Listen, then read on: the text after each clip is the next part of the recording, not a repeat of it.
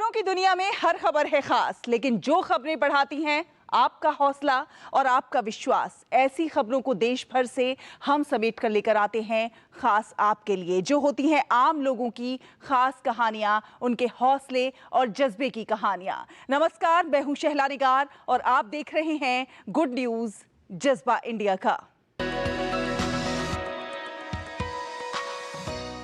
तो प्रोग्राम की शुरुआत में चलिए सबसे पहले आपको लिए चलते हैं झारखंड की राजधानी रांची के सुदूरवर्ती गांव चिरुडीह में, जो बन गया है आर्टिस्ट विलेज। जी हां, यहां के युवाओं की टोली यहाँ की जो सोहराय कला है उसको दीवारों पर उकेर रही है। यहाँ की जो समृद्ध विरासत है, यहाँ की संस्कृति है, उसको सहेजने का प्रयास कर रही है, लोगों तक पहुंचाने का प्रयास कर रही है, तो साथ ही साथ लोगों को आर्थिक समृद्धि की एक नई राह भी दिखा रही है।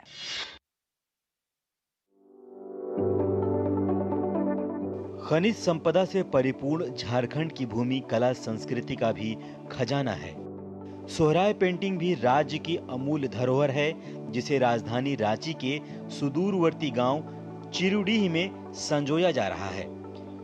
युवा चित्रकार मनीष कुमार महतो ने अपने दोस्तों के साथ 1 साल पहले गांव की दीवारों पर सोहराय आर्ट उकेर कर इसकी शुरुआत की थी, जो आज गांव की पहचान बन गई है।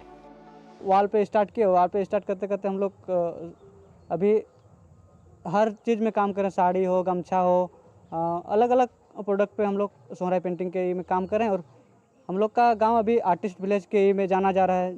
आर्टिस्ट विलेज के रूप में अपनी पहचान बनाते इस गांव की दीवारों से खुशियां साफ तौर पर झलकती हैं। झारखंड की इस पारंपरिक कला में वन्य जीवन संरक्षण से लेकर दंत कथाओं को दर्शाया जाता है। दीवार के साथ साथ मिट्टी के बर्तन, कागज, साड़ी और अन्य कपड़ों पर भी सोहराय पेंटिंग बनाई जाती है। आज इस गांव में दर्जनों महिलाएं भी इस कला को आगे बढ़ाकर आर्थिक रूप से सशक्त हो रही हैं। गांव के नन्हे मुन्ने बच्चों में भी सोहराय पेंटिंग को लेकर गजब का जुड़ाव है।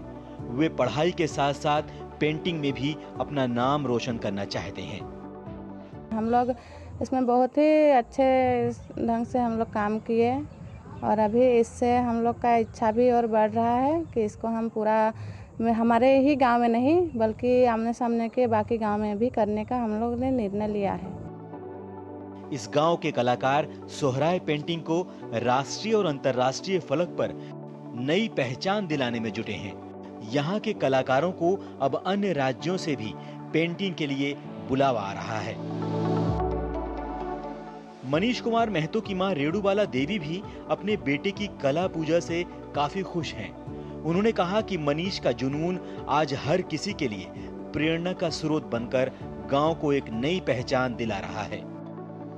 सोहराय पेंटिंग बनाते हैं और मनीष हम लोग का 1 साल के अंदर सिखा दिया, पूरा दीवार में ही बनाए और साड़ी में भी, गमछा में भी, सब थैला में भी बनाए। सोहराय कला आज इस गांव की पहचान है। खास बात यह है कि इसके संवर्धन के पीछे युवाओं की सोच, जो इसे नए मुकाम पर ले जाने को तैयार है।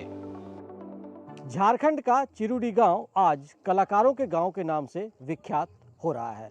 मनीष जैसे युवाओं ने ये पहल की है और उसका नतीजा ये है कि महिलाओं के साथ साथ यहाँ की जो युवा पीढ़ी है वो भी इससे जुड़ रही है और इस गांव में आर्थिक सशक्तिकरण की नई कहानी लिखी जा रही है। अपने सहयोगी प्रणय और विकास के साथ मैं दिवाकर कुमार, दूरदर्शन समाचार, चिरुडी, झारखंड। कहते हैं कि अगर किसी चीज को पूरे मन से चाहो, पूरे दिल से चाहो, तो पूरी कायनात उसे आपसे मिलाने में जुट जाती है। जज्बा कुछ ऐसी ही चीज है, दृढ़ निश्चय कुछ ऐसी ही चीज है। अब आपको मिलवाते हैं बिहार के गढ़वा गांव के एक युवकों की टोली से। ये टोली भी कुछ ऐसा ही काम कर रही है, ऐसा ही कारनामा करके दिखाया है। जी हाँ, खेलने के लिए ट्रैक नहीं था, मैदान नहीं था, तो इन्होंने अपनी प्रैक्टिस के लिए युवकों ने मिलकर खुद ही एक खेल का मैदान तैयार कर दिया। कैसे वहां पर प्रैक्टिस हो रही है, कैसे तैयार किया है ये मैदान, आइए देखते हैं।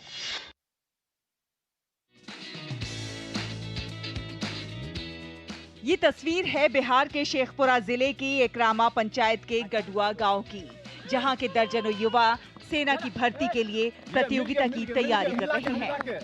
डिफेंस की लिखित प्रतियोगिता में बच्चे अपनी प्रतिभा और मेधा के दम पर रिजल्ट प्राप्त करते हैं, लेकिन अक्सर शारीरिक दक्षता में उनका रिजल्ट सही नहीं आता, जिससे आहत युवाओं ने आपस में बैठकर ये निर्णय लिया कि गांव के पास ही अव्यवस्थित बड़े तालाब के किनारे को समतल कर उसे दौड़ने लायक बनाया जा सके, ताकि लिखित परीक्षा के साथ फिजिकल की भी तैयारी गांव में रहकर ही की जा सके। इसके बाद 1 दर्जन से ज्यादा युवाओं ने अपने दम पर श्रमदान किया और आपस में पैसा चंदा कर 570 मीटर लंबा रनिंग ट्रैक बना लिया। इतना ही नहीं, ऊंची कूद, लंबी कूद, गोला फेंक सहित अन्य शारीरिक दक्षता के लिए भी प्रैक्टिस की जगह बना ली।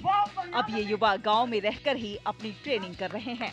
ये देखिए किस प्रकार सुबह शाम गांव के बुजुर्ग भी यहाँ पर जॉगिंग और व्यायाम कर रहे हैं।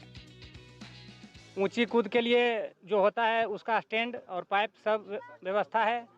लॉन्ग जंप के लिए भी रेत है, गंगा जी का रेत डाला गया है। होमगार्ड में इस बार 15 में 15 नंबर आया है और मतलब पहले नहीं था ग्राउंड, इस बार पूरे स्टूडेंट मिलके ग्राउंड बनवाए हैं। ग्रामवासियों ने आर्थिक सहयोग किया और हम लोग खुद से श्रम दान करके 570 मीटर का ट्रैक बनाए हैं और इसका रिजल्ट भी देखने को ये मिला कि आगामी जो अभी हाल फिलहाल में होमगार्ड का भर्ती आया था उसमें यहाँ से लगभग 15 कैंडिडेट जो कि लगभग 16-17 तैयारी कर रहे थे, जिसमें 15 ने क्वालिफाई किया है और उसमें भी 10 जो ऐसे विद्यार्थी हैं जिन्होंने 15 में 15 स्कोर किया है।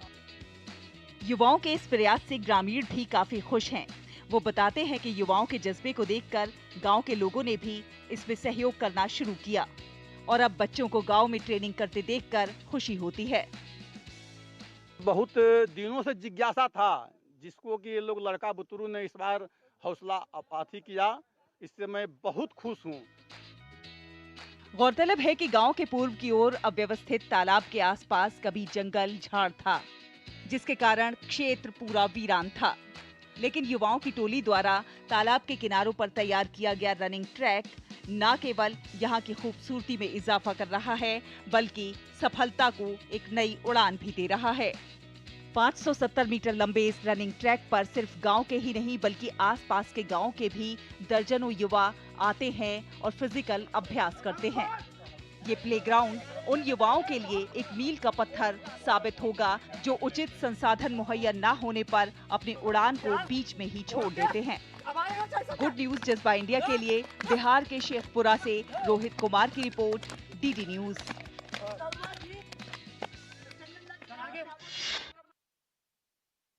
तो देखा आपने कैसे श्रमदान करके, चंदा इकट्ठा करके इन युवकों ने ये जो मैदान तैयार किया है, इनके भविष्य के निर्माण में ये मैदान बहुत सहायक सिद्ध होगा। वक्त एक छोटे से ब्रेक का है। ब्रेक के उस पार अच्छी खबरों का ये सफर अभी जारी रहेगा। देखते रहिए गुड न्यूज जज्बा इंडिया का।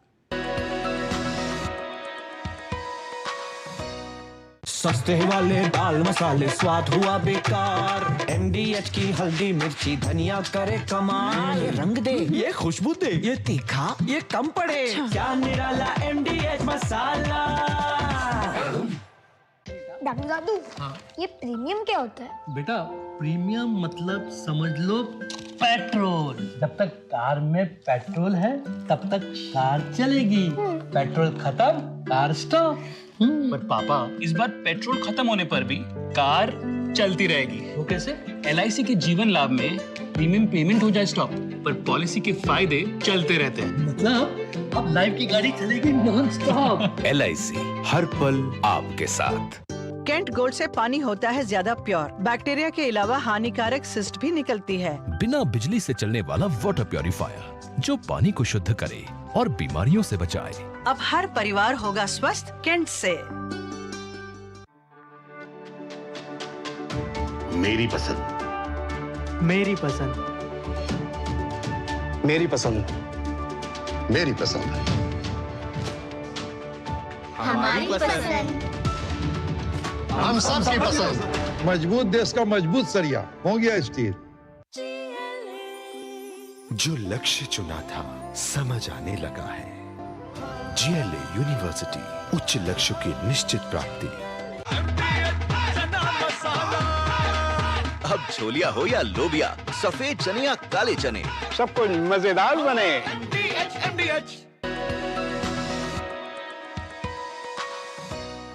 ब्रेक के बाद एक बार फिर आप सभी का बहुत बहुत स्वागत है। आप देख रहे हैं गुड न्यूज जज्बा इंडिया का। और चलिए अब आपको लेकर चलते हैं राजस्थान के जयपुर के हाथी गांव में, जो कि पर्यटकों के लिए आकर्षण का केंद्र बना हुआ है। हाथी पालक अपने हाथी पालकों के लिए क्या कुछ खास कर रहे हैं और कैसे पर्यटक उनके जज्बे को सलाम कर रहे हैं, आइए देखते हैं।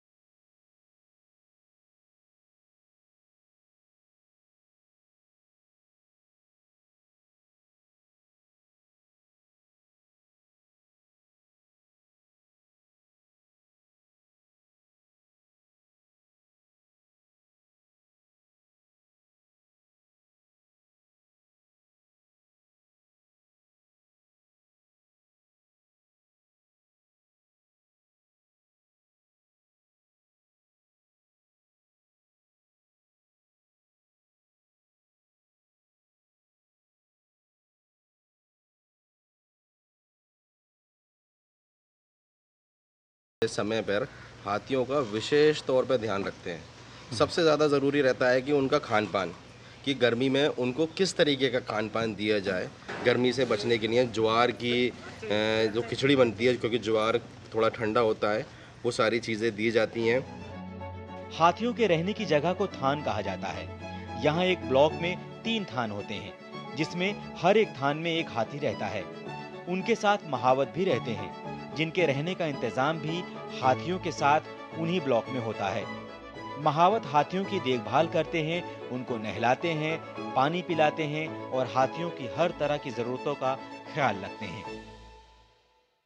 पूरा एक आप जहाँ खड़े हुए हैं, ये एक ब्लॉक है। एक ब्लॉक में 3 हाथी रहने की जगह है, साथ साथ महावत का रहने का कमरा है, रसोई है, हाथी के स्टोरेज का चारा है, चारा रखने की जगह है। वो पूरा एक ब्लॉक के अंदर बना हुआ है। सारे हाथी, जयपुर के सारे हाथी, रोज़ दिनचर्या उनकी शुरू आमिर किले से होती है। आमिर किले जाते हैं, वहाँ पे सवारी घुमाते हैं। उसके बाद जो है हाथी गांव आते हैं, तो एक अलग ही वातावरण है हाथी गांव का। जयपुर स्थित हाथी गांव में दूर दराज से पर्यटक भी घूमने के लिए आते हैं। वो यहाँ हाथियों के झुंड को देखकर रोमांचित होते हैं। हाथी पालक पर्यटकों को हाथियों के रहन सहन, खान पान और अन्य क्रियाकलापों की जानकारी देते हैं। इतना ही नहीं, पर्यटकों को हाथी की सवारी भी कराई जाती है। रिसेंटली हमारे फ्रेंड सर्कल से पता पड़ा, हाँ। वो लोग यहाँ पे भी, वैसे तो हम नाहरगढ़ में यहाँ पे बंदर को केले देने आते हैं, हाँ। और यहाँ हाथी का भी, और यहाँ पे जयपुर का वैसे भी हाथी फेमस है यहाँ पे, हाँ। जयपुर के हाथी लोग यहाँ पे शादियों में भी ले जाते हैं। यहाँ के जो 30 त्योहार होते हैं उसमें भी हाथी की सवारी निकलती है। तो ये भी एक नई जगह है घूमने के लिए, और ऐसी हाथियों को खिलाने के लिए, उनके साथ फोटोज खिंचवाने के लिए और फैमिली टाइम स्पेंड करने के लिए निकले थे बाहर। तो आज हमने ये जगह एक्सप्लोर करने के लिए सोची। 2010 में वन विभाग द्वारा हाथियों के लिए विशेष रूप से हाथी गांव बसाया गया था। 120 बीघा जमीन पर बने इस गांव में फिलहाल करीब 72 हाथी रहते हैं। हाथियों की देखरेख के लिए यहाँ 2 बड़े तालाब, पक्के थान और छायादार पेड़ लगाए गए हैं। हाथियों की पसंद को ध्यान में रखते हुए गांव को प्राकृतिक और प्रदूषण मुक्त वातावरण के रूप में विकसित किया गया है। यह देश का एकमात्र ऐसा हाथी गांव है जहां हाथियों के रहने, खाने, घूमने और स्नान की समुचित व्यवस्था की गई है। गुड न्यूज जज्बा इंडिया के लिए जयपुर के हाथी गांव से मोहम्मद अतीक की रिपोर्ट, डीडी न्यूज।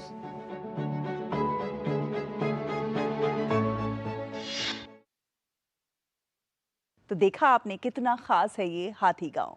और अब आपको लेकर चलते हैं यूपी के कन्नौज और आपको दिखाते हैं एक कैंसर पीड़ित डॉक्टर के जज्बे की कहानी। क्या कुछ वो खास कर रहे हैं, किस प्रकार से मानसिक रोगियों का मुफ्त में इलाज कर रहे हैं, और तो और एक हॉस्पिटल ही बनवा दिया है, और वो भी मुफ्त इलाज के लिए।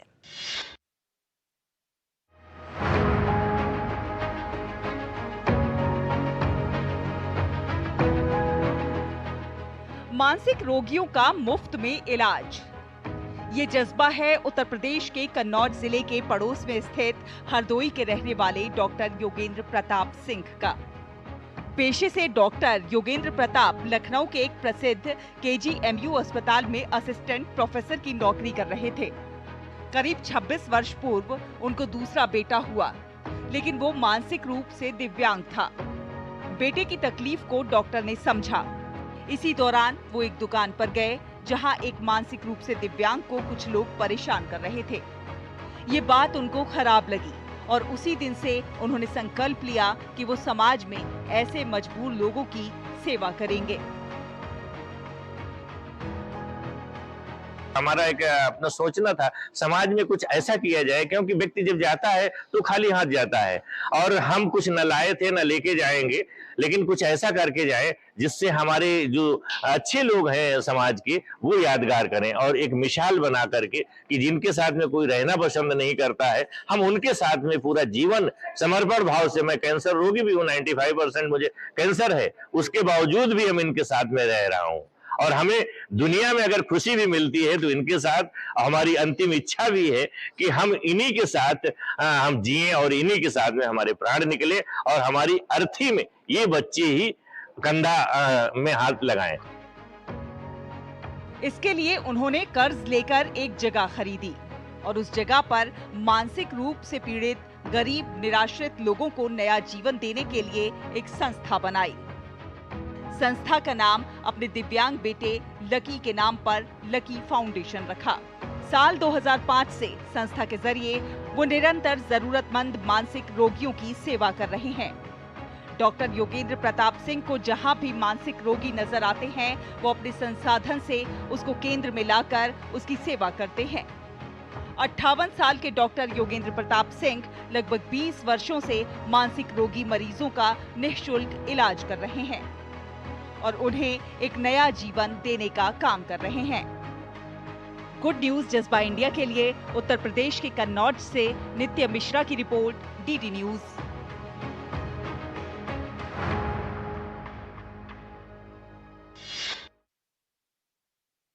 कहते हैं कि अगर हम किसी चीज को कर गुजरने का मन में ठान लें तो फिर कोई भी विपत्ति, कोई भी मुश्किल राह का रोड़ा नहीं बन पाती है। कुछ ऐसी ही कहानी इन डॉक्टर साहब की भी है।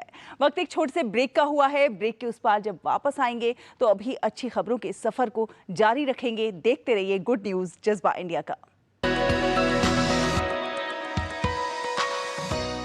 दादी के हाथों का जादू और खुशबू से महकता घर। MDH गरम मसाला, असली मसालों से भरा हूँ मैं, क्योंकि हर रिश्ता है स्वाद से जुड़ा। कैंट गोल्ड से पानी होता है ज्यादा प्योर, बैक्टीरिया के अलावा हानिकारक सिस्ट भी निकलती है। बिना बिजली से चलने वाला वाटर प्योरीफायर जो पानी को शुद्ध करे और बीमारियों से बचाए।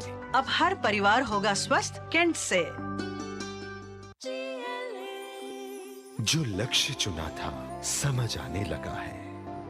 GLA यूनिवर्सिटी, उच्च लक्ष्य की निश्चित प्राप्ति। शादी का किचन महके जहाँ, गोल्डी किचन किंग मसाले हो वहाँ। गोल्डी लाई है फ्रेश लॉक टेक्नोलॉजी जो रखे मसालों को हर समय फ्रेश। ब्रेक के बाद एक बार फिर आप सभी का बहुत बहुत स्वागत है। आप देख रहे हैं गुड न्यूज जज्बा इंडिया का। और चलिए अब आपको लेकर चलते हैं कर्नाटक के रामनगरा जिले में स्थित खिलौनों के शहर में, जो कि अपने आप में बहुत खास है। यहाँ के खिलौने वोकल फॉर लोकल की अनूठी कहानी बयान कर रहे हैं। यहाँ के खिलौनों की पहचान आज दुनिया भर में है और ये सब यहाँ के जो कारीगर हैं उनके मेहनत और जज्बे की खातिर है। तो चलिए चलते हैं इस शहर में और देखते हैं कि कैसे ये विश्व विख्यात हो रहा है। सपनों का संसार खिलौना, बच्चों के जागते सोते सबसे अच्छा दोस्त। खिलौने हमारे बच्चों के जीवन के साथ साथ हमारे जीवन का भी महत्वपूर्ण अंग होते हैं। वो ही हमारे बचपन से हमें जोड़े रखते हैं। खिलौने मिट्टी के हो सकते हैं, स्टील के या फिर लकड़ी। ये खिलौने बच्चों के जीवन का हिस्सा ही नहीं, हमारी मिट्टी की आवाज हैं। चलिए आज हम आपको भारत के विश्व विख्यात लकड़ी के खिलौनों के बारे में बताएंगे, जो न सिर्फ भारत में बल्कि पूरे विश्व में अपनी सुंदरता और सुरक्षित होने पर मशहूर हैं। चन्नापटना, जिसे कर्नाटक का गोम्बे लगा यानी खिलौनों का शहर कहा जाता है, रामनगरा जिले में बंगलोर मैसूर एक्सप्रेसवे पर लगभग 60 किलोमीटर की दूरी पर स्थित है। यह स्थान अपने पारंपरिक लकड़ी के खिलौनों के लिए वैश्विक स्तर पर प्रसिद्ध है। चन्नापटना के ये खिलौने सिर्फ खेल की चीजें नहीं, एक परंपरा की सांसें हैं जो हर घर में मुस्कान और संस्कृति की छाप छोड़ती हैं। इन लकड़ी के खिलौनों में वो खुशबू है जो पीढ़ियों को जोड़ती है, मिट्टी की तरह सोंधी और आत्मा की तरह सच्ची। जहां प्लास्टिक खेल खत्म कर देता है, वहीं चन्नापटना का लकड़ी का खिलौना एक नई कहानी शुरू करता है। शिल्पा ट्रस्ट की यह पहल सिर्फ व्यवसाय नहीं, एक सांस्कृतिक पुनर्जागरण है, आत्मनिर्भरता और आत्म गौरव का प्रतीक। चन्नापटना के कारीगरों की मेहनत से गढ़े गए ये खिलौने हमें सिखाते हैं कि सादगी में भी सौंदर्य है और परंपरा में भी भविष्य की चमक है। शिल्पा ट्रस्ट, जिसका प्रबंधन एम श्री भूपति कर रहे हैं, इस ट्रस्ट के अंतर्गत लगभग 230 कारीगरों से अधिक लोग काम करते हैं, जिनमें स्त्री पुरुष दोनों शामिल हैं। क्राफ्ट पार्क है, ये 14.5 एकड़ का, लगभग 16 कंपनीज है। 16 companies meant for export facilitation. इसमें कॉमन फैसिलिटी सेंटर है। ये एसोसिएशन को मैं सेक्रेटरी हूँ एंड हमारा 2 कंपनियां भी इधर काम कर रहा है। यह हस्तशिल्प कला लगभग 200 से 250 साल पुरानी है। इन खिलौनों को बनाने के लिए रबर वुड, पाइन, सीडर और टीक जैसी अन्य लकड़ियों का प्रयोग किया जाता है एवं रंगने हेतु प्राकृतिक शैलाइक और वनस्पति या कीट आधारित रंगों का उपयोग होता है, जो शिशुओं के लिए सुरक्षित, रासायनिक मुक्त और गैर विषैले होते हैं। ये बच्चों के लिए कोई एफर्ट नहीं है, ये बच्चों के लिए बहुत अच्छा है। ये जो बना रहे हैं ना, ये लट्टू है, ये खुद हमारा ओन मैन्युफैक्चरिंग है। ये देखिए पूरा वेजिटेबल कलर का, ये बच्चों का झूला है, किटकिटी है, लट्टू है, ये सब बहुत अच्छा है। कोई आर्टिफिशियल कलर नहीं, पूरा वेजिटेबल। बच्चों कुछ मुंह में लेंगे तो भी कुछ प्रॉब्लम नहीं। चाइना का आइटम हाथ में डालेंगे तो स्किन को प्रॉब्लम होगा, मुंह में लेंगे तो अंदर इन्फेक्शन होगा। चन्नापटना का खिलौने का ये फिनिशिंग है, चाइना के खिलौने में हरगिज नहीं मिलेगा। पूरा मंकी फिनिशिंग है। वो जो फैक्ट्री से रेडी करता है उसके आइटम में इन्फेक्शन ज़्यादा रहता है, लेकिन उसको किधर भी जाए उसको पता नहीं, उसको पैसे से मतलब है। चन्नापटना की खेल कला परंपरा से लगभग 2000 से 3000 घरों को आजीविका मिलती है, जिसमें से शिल्पा ट्रस्ट से जुड़े लगभग 450 व्यक्ति प्रत्यक्ष रूप से लाभान्वित हुए हैं। हमारा ट्रस्ट जो क्या कर रहा है मालूम, स्किल ट्रेनिंग दे रहा है, मार्केटिंग फैसिलिटीज़ बन के दे रहा है, स्किल ट्रेनिंग दे रहा है, प्रोडक्शन का फैसिलिटेशन करके अच्छा मर्यादा से जीवन करने के वास्ते जो चाहिए, इकोनॉमिकली डेवलपमेंट होने के वास्ते वो सभी सपोर्ट कर रहा है। चन्नापटना के खिलौने बनाने वाले कारीगरों के लिए चुनौतियां भी बहुत थीं। चीनी प्लास्टिक और रासायनिक रंग वाले औद्योगिक खिलौनों के सस्ते विकल्पों ने स्थानीय कारीगरों को प्रभावित किया है। बच्चों को हर एक चीज़ मुंह में चलेगा ना, वो लेंगे तो बहुत बड़ा प्रॉब्लम होगा। हमें ये हमारा देश का आदमी लेते हैं कि वो सोच के लेके वो कलर मिक्स करेंगे, हमें उसको कुछ प्रॉब्लम नहीं होना के वो तो बिजनेस करने के लिए कुछ भी कर सकता है चाइना वाला। आइए हम सब मिलकर इन खिलौनों को अपनाएं, न केवल बच्चों के मुस्कान के लिए, बल्कि उन हजारों हाथों की आजादी और उम्मीद के लिए जो इन्हें गढ़ते हैं। हर बार जब आप चन्नापटना का खिलौना उठाते हैं, आप एक कहानी को जीवित रखते हैं, हुनर, विरासत और आत्मसम्मान की कहानी। कर्नाटका के चन्नापटना के ये खिलौने वाकई में हमारे जीवन का, हमारे भारत की संस्कृति का आधार है और भारत की विकासशील भारत से विकसित भारत बनने के इस सफ़र में ये खिलौने हमारे जीवन के उतार चढ़ाव के सफ़र में यकीनन खुशियों की चाबी साबित होंगे। कैमरा पर्सन सुमित दीमान के साथ मैं डॉक्टर सुयश शर्मा, डीडी न्यूज़ के लिए कर्नाटका से। तो देखिए, आपने देश के अलग अलग कोनों से ये तमाम खास कहानियाँ, ये कहानियाँ अपने आप में बहुत ज़्यादा खास हो जाती हैं। आप देख सकते हैं कि हमारे देश में कितनी विविधता है, लोग बहुत कुछ खास काम कर रहे हैं, खास प्रयास कर रहे हैं, और ऐसे प्रयास जिनको वैश्विक पटल पर एक अलग पहचान मिल रही है। आपसे भी अनुरोध है कि आप भी कुछ ना कुछ अच्छा करते रहिए, खास करते रहिए, देश और समाज के विकास में अपना योगदान ज़रूर दीजिए। अगले हफ्ते फिर होगी आपसे मुलाकात कुछ और अच्छी कहानियों के साथ। तब तक के लिए हमारी पूरी टीम को दीजिए अनुमति। नमस्कार।